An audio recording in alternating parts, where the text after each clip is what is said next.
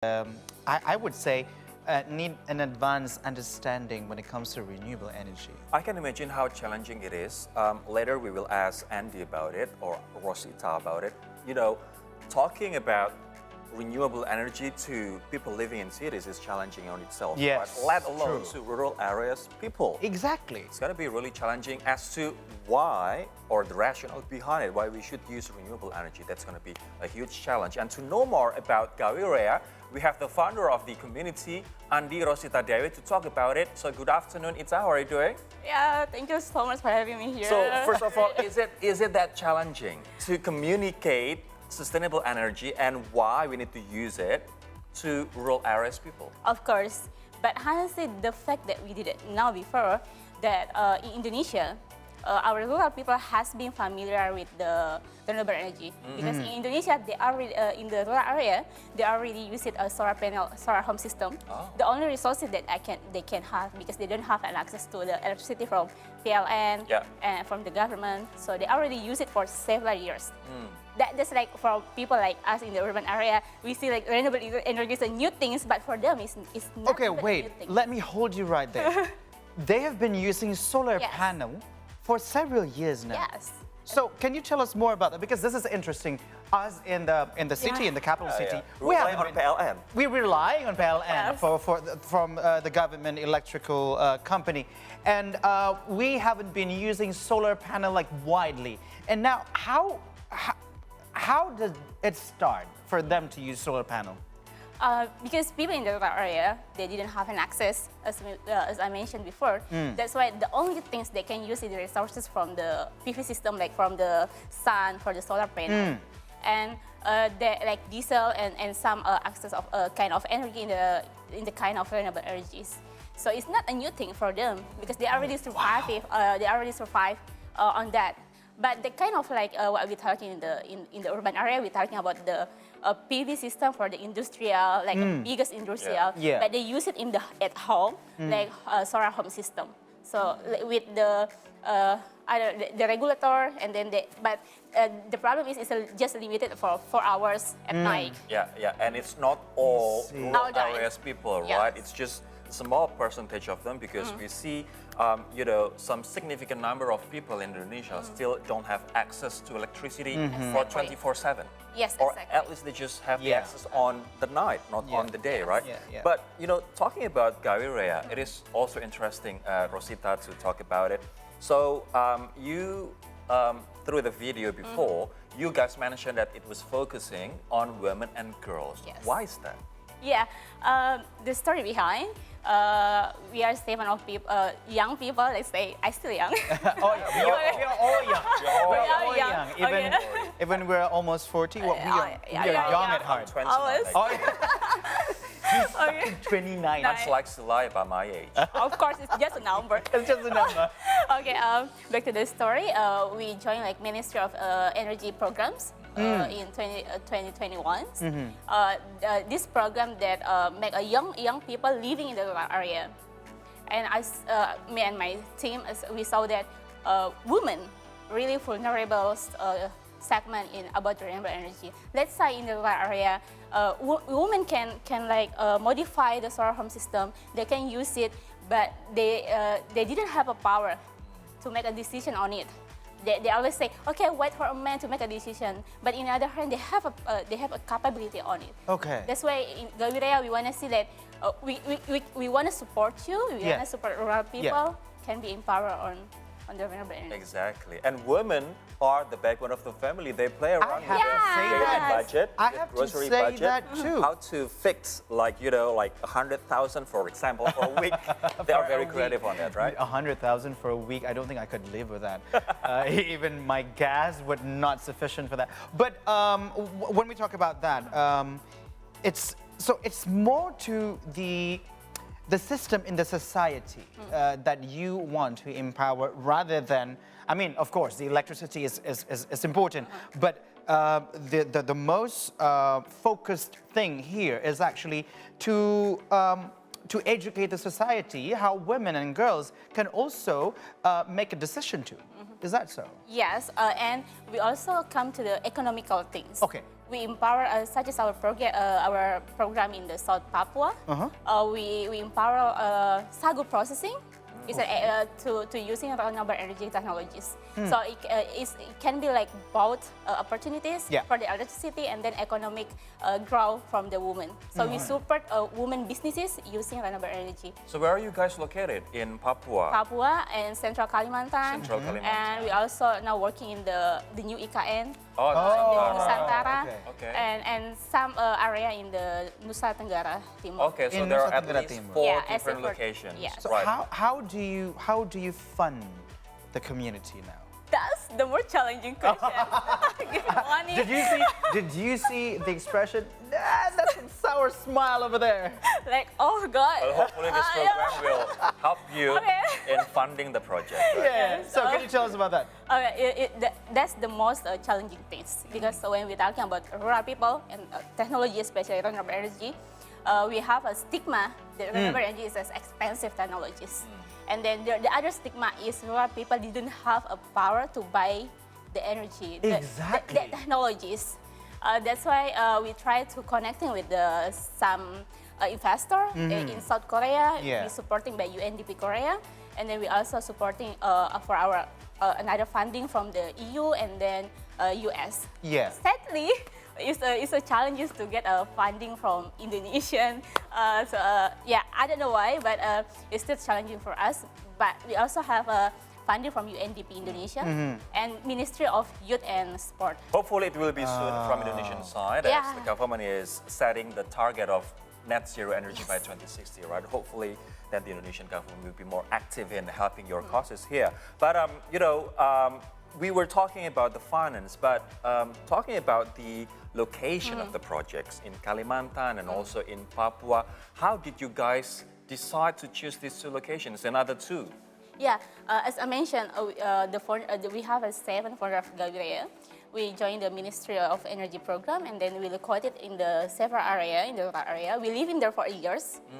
It's also the personal reason for me when I live in Kalimantan. I saw that a woman from getting birth, they need 10 hours from the city to the access to health center because the lack of electricity.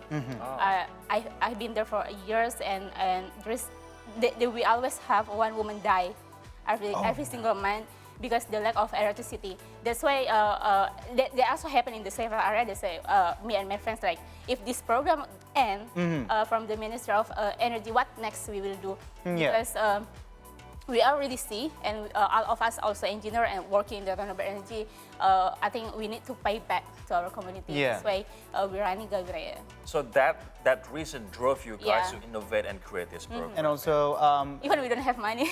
Even without have money, but even without money, Yeah. imagine what they could do with funding and money. But as long as you guys have the belief and the Yes, know-how, exactly. money will come through though, Oh, no matter yeah. how. right? Let's call the money in. But also, you are working with people in villages, and we all know that working with people with a certain and also a very solid norms is very hard to break, Yes. and also very hard to get them to understand how important is renewable energy, and also how important it is to actually shift it to another alternatives and stuff like that, because they all have their own solid norms. And how could you actually negotiate with that? And also how this project is being accepted in villages in those respective areas. Yes, when I'm living in Kalimantan, they speak Dayak language, and I don't understand because I'm from South Sulawesi, and then they don't understand Bahasa Indonesia. So like we communicate with body language. Like, okay, let's make it work. And after that, I use another perspective approach. Like I'm the only Muslim in the Central Kalimantan, in the village. I mean, and then I'm joining to like a church activity. I join when they go to the farmer. I'm joining them to fishing some food, and then after that, doing that for 3 years. I'm not coming like this is renewable energy. You can make it. No, but I just try to do what they do, and then after 3 months, they believe on me like, okay, this like Muslim. So you're girl- trying to gather the trust first, gain Trust the trust first, first. and then after that, I teach them. But I teach the youth people like in the school. Yeah. And then I didn't expect it before. And these children come back home and tell their mom and dad and say, we learned about renewable energy. Kaita said that this is a solar panel, this is a generator. They're like, okay. And then the mother and dad, it's being conversations in the village. Yeah. And they being curious on it. Like, tell us how to connecting like the solar PV at home, how to connecting the hydropower and so on. And then they're really curious on it. But the thing is we always thinking that they didn't understand, but they do understand. They just didn't know like this is a solar PV. It's so called solar PV.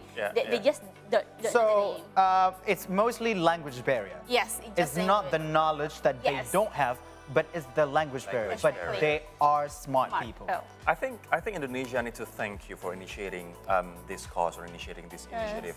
But talking about the potential of renewable energy, you mentioned that they are first user of it, Yeah. and they've been using it for years now, right? Since you guys initiated this project.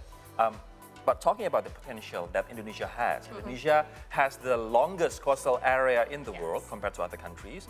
What is the potential of renewable energy? Because if we see the progress of it, it's quite sluggish here. Yes. Let's talking about the just energy transitions. Let's put the just in front of the energy transitions. We have a huge potential of the renewable energy. Yeah. We are a tropical country. We have resources of the hydropower, geothermals, and all the technologies. Soon coming, Yes. nuclear power plants. Yes, happily. But nuclear is a big challenge too. And when we're talking about this, sometimes we forget how to put people on it. Because I truly believe that our government already set up technologies. Technologies can change this every day, but how about the people on it? That's why we want to focus to educate, because the most sustainable, if you want renewable energy being sustainable, investing on people, teach them how to use it. Because there's several programs in the area from our kind of ministry about renewable energy, but it's a lack of information. There is no one training local people how to use it, how to make it sustainable, how to what if the technology is like. So the most important is not just about how huge our potentials, but how our government or us want to invest on people. Because this the more important thing on because we need to put the just in front of the renewable energy. Okay, so when we talk about that, you were saying about investing on people. But when it comes to renewable energy, as we are going to the net zero carbon emission 2050 for Indonesia? No, 2060. 2060 or 2070 for India. India. So it's 2060 for Indonesia, let's say. What are the potential job and economic empowerment opportunities associated with renewable energy in the sense of people in the rural area? Yeah, there's a lot of potential job on it. As we mentioned, the South Papua, they can process in sagu with solar panel technology. In Kalimantan, we also supporting like a traditional craft with renewable energy. Let's say that in rural area, it's challenging to get a fossil fuel like gas and oil resources. But from the renewable energy, it's more easier to get because they just need a solar panel and then the sun, and it is more accessible rather than fossil fuel. So there's a lot of potential on it. But that's why when we talk net zero hero is more ambitious, but we also leave behind because for the NDC target is 2030, is it? And then Indonesia want to set up in the 2060. That's why there's a lot of homework to do. We should involve every people on it and make it. Talking about renewable energy is not exclusive discussion. It's supposed to be like we discussing in cafe or like in internet and so on. Well, hopefully in the next 5 years, like big cities, will also adopt sustainable or Exactly. renewable energy. And hopefully that I don't have to, you know, pay much more electricity bill. But Exactly. anyway, Just put or just set our Solar panel. Panel. or solar PV on our home, and yeah. that's it. Let alone, it's been very hot in Jakarta. And also Exactly. We have the lots of UV. energy for that. Yeah, we have lots of energy. Okay, Rosita still with us, but we have to take a break. Do not go anywhere. Keep here on our Set Your segment. See the stories.